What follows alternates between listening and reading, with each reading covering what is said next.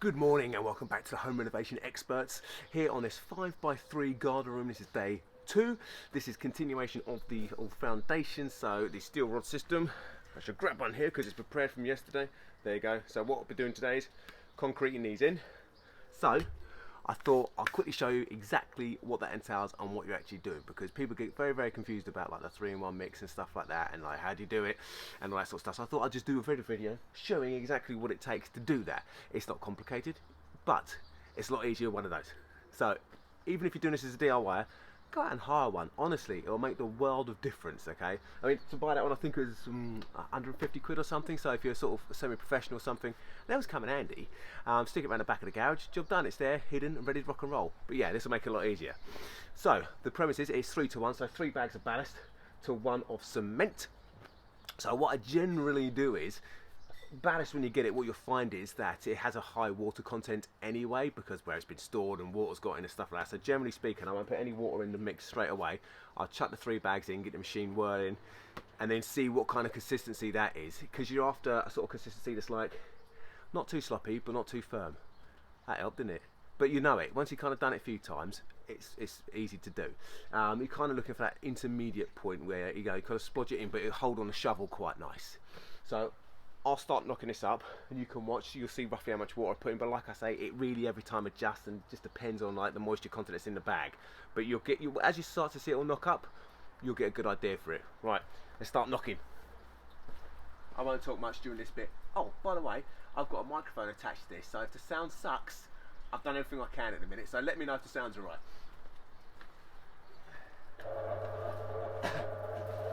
Other top tip, when you open up your bags, slice the top completely off. Don't just slice down one side and then try and tip it, because what happens is the lip of the top of the bag catches stuff and it's just a pain in the arse. So chop the top completely off and it'll just flow straight out, a lot easier.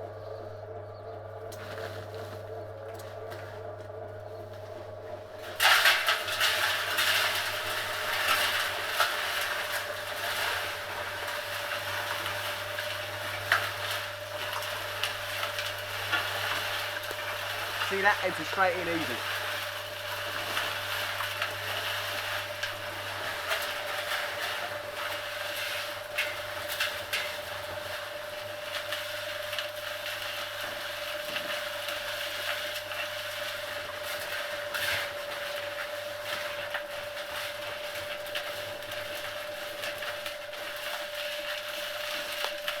Okay, so what I'll do is I'll show you inside the drum in a minute, but in a second, that looks a bit dry.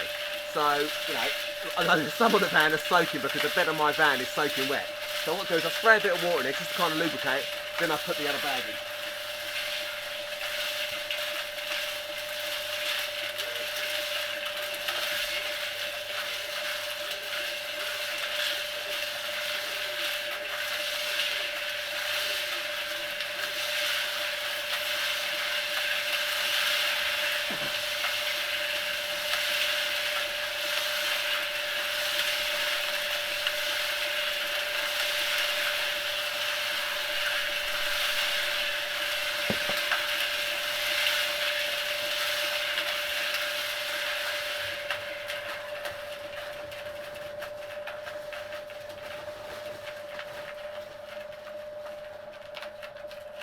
There you go, there's your 3-in-1 mix.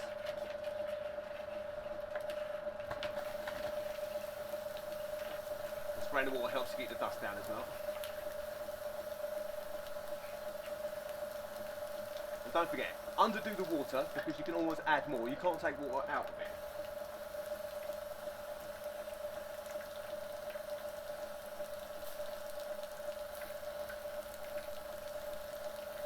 And this is where the cement mixer really plays its part.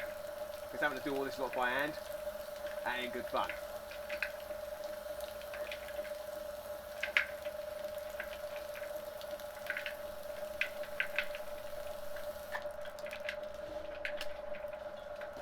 Right, so bring you over so you can actually see inside and see what I'm working with.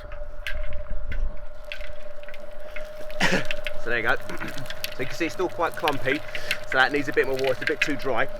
So I just keep it going.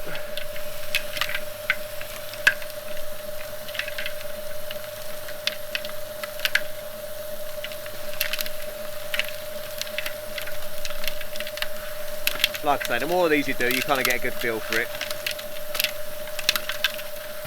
See, look, it's all still stuck at the back.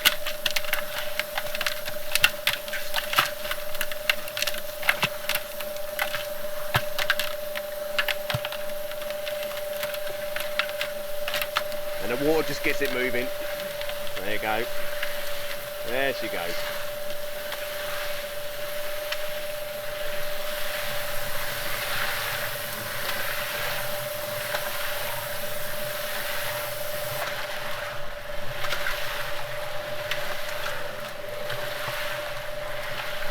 It's quite therapeutic actually.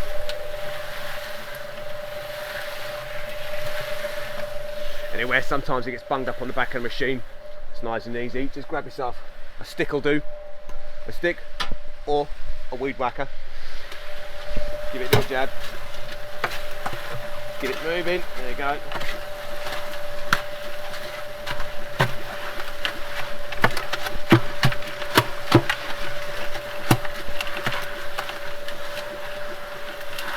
There you go. All off the back, all moving around now. So what we'll do is we'll let that slow around for like 5 minutes, kind of get a nice consistency, thicken up, and like I say, a lot easier than doing it by hand. So once that is knocked and I'm happy with the consistency, what I'll essentially do is bring the barrow right underneath it, empty it out, boom, into the barrow, move the barrow to the first one. I'll probably start the back. Always a good idea to start your back lines and then work this way. But while that's sat over there waiting, I'll get the next lot knocking up. So basically I'll get this lot into that barrow, shift it over there ready, get the next lot going as well, so that's mixing up perfectly. So once I've done that barrow, I've got another one to go, and then just knock up the next one. So that way, right now I'm just hanging around waiting for it, but I won't have to do that for the next one because I just ping it in the bucket, straight away, off and done. So yeah, so I'll show you me putting this in the holes in a minute, but here we go. That's a lovely consistency right there. You see that? It's still firm, it's not just slopping heavily, it's sort of flowing nicely.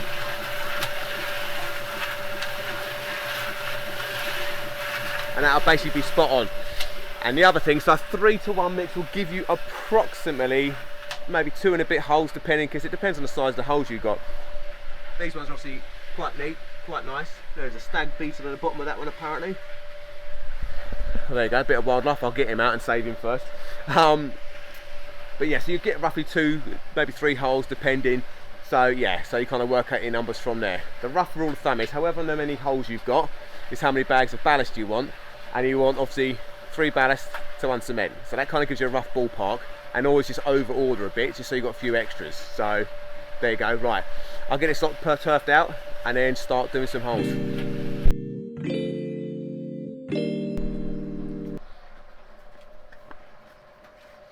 Right, so there you are, one bucket ready to rock and roll, other one in there knocking up as we speak. So we have a hole, we have this, let's get on with it. Let's grab a shovel.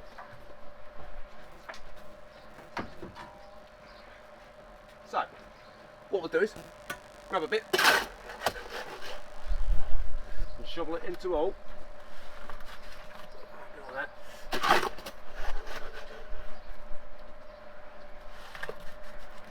Splodge a nice little bit in there. 3 shovelfuls will be lovely.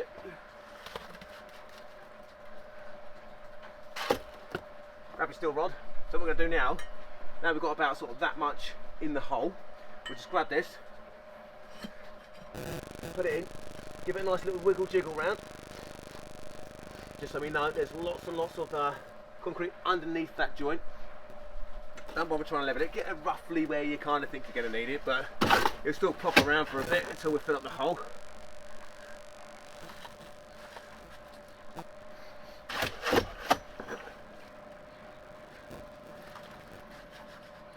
Splodgy goodness.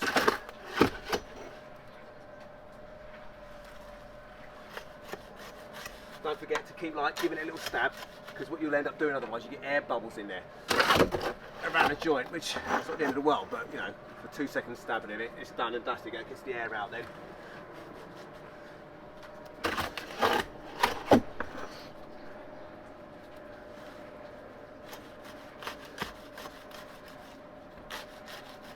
Lovely, lovely.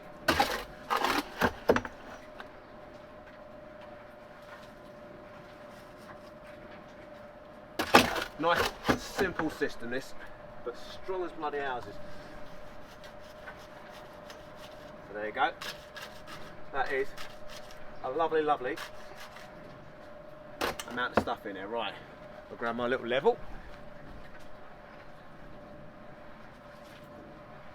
So what we're looking for is now, we want this basically tight up against the string line, touching but not pushing, okay? And the more aligned they are, the easier it'll bloody be later on. So, kind of work out your rough level, see what it wants to do, where it wants to shift, so I know it wants to go back at the bottom. So that's about level there, just off the bar, very nice.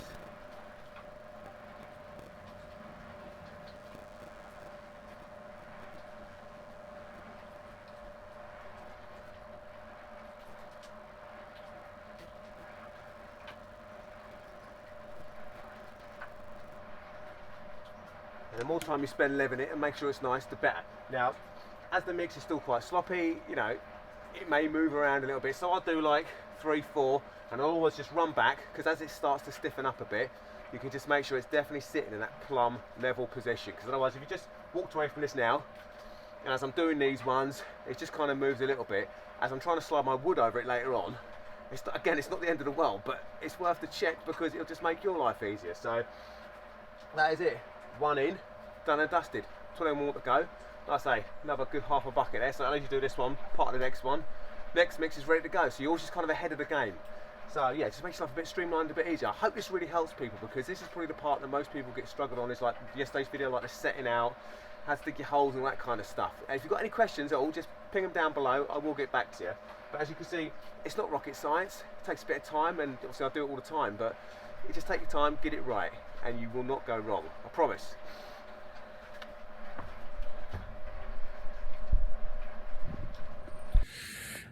And that was very quick, wasn't it? So that is it.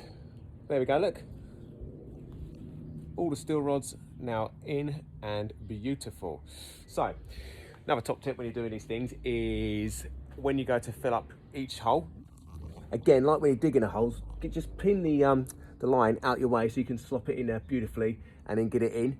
You will need to go around and double check the levels on these 2 or 3 times. So, you know, you kind of level it to start with, walk away, do about 4 more, go back and sort of just double check. Then once you've done all of them, go back, double check them again. But what you'll also need to do is grab a bucket and a water and a brush, and then all you're doing is you're going to clean off any muck that's on the bottom of the threads, because obviously you want your nuts potentially to go all the way down to the bottom. You don't want any crap and shite up here, because it just becomes a right arse trying to then get it out the thread, okay? Trust me, I'll speak from experience. So just go around, water, brush, do that, and then just re-level it. Now, when I showed you a minute ago, I showed you me using my big level, but actually, I remembered that I picked this up not too long ago. It's a boat level. But like you just saw, it's perfect because magnetic. So it sticks on, which is brilliant. And then you can just seal it. I don't know if you can see that. Spot on level. So basically, when you're leveling these, you just level it in one direction and that direction, okay? Making sure at all times it's still up against the string line here. So I now know that all these are perfectly in line, the center's in line, those back ones are in line. You get the idea, basically all in line where they need to be. So that is it. So I will now be back on here on Tuesday when I've got my flooring delivery turning up at some undisclosed point. So the plan will be to get in, I'll put the nuts on, put the plates on, start leveling those up, get the weed membrane down, and hopefully by that point the wood will turn up and I can start cracking on with actually getting some framing in, which would be brilliant. Monday I am back at another client, so the Western Red Cedar. Gonna go there, give it a second coat because I was just waiting for the oil to dry. So I'll go there, do that on Monday, so I'll show you around that one again, and then I'll say Tuesday back here. So perfect, I shall catch you all then, but in the meantime, have a bloody good weekend. Don't forget, if you're liking what you see, don't forget to like, subscribe and hit the bell icon, because it really helps me out, and there's always stuff to learn. I mean, I do these all the time, but you know, even the way I sort of explain it changes, and hopefully that just sort of gets it going in as well. So there you go. See you later, guys.